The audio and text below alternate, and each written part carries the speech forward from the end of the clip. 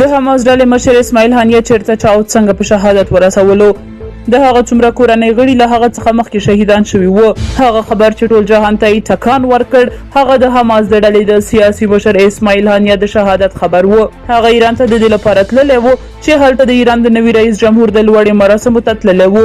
د چهارشنبې په سهار په تهران کې هغه ځای ورباندې برید وشو چیرې چې اسماعیل هانیه اوسېدلو. په یوه لنډه خپره شوې ویډیو کې ښکاري چې د اوسېدلو ځای په مکمل ډول له منځه تللی دی. اوس دوه رسنیو څخه خبر ورکړل شوی دی چې اسماعیل خان هانیه مخامخ په توغندي ویشتل شوی دی او د هغه سره د هغه یو ساتونکی هم وژل شوی دی.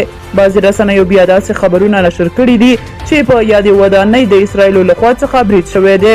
په ورته وخت کې شنونکي په دې باور دي چې د ایران نوی ولسمشر د امریکا او اسرایلو په خوښه ټاکل شوی دی او د اسماعیل هانیه وژل کېدلو کې د ایران د نوي ولسمشر همکاري او لاس ښکاري. جنرال موبین هم لیکلي دي چې ایران خپله میلمنه هم نشي ساتلی. د ایران او اسرایلو دښمني یو تمثیل دی. ویل کېږي له دې څخه مخکې د اسماعیل هانیه درې زامن او د کورنۍ نور ګڼ شمېر د کورنۍ غړي د اسرایلو په بمبار کې په شهادت رسېدلي وو. له مرګ څخه څو ساعته مخکې اسماعیل هانیه د طالبانو د رئیس الوزرا د سیاسي معاون عبدالکبیر سره هم لیدلي وو.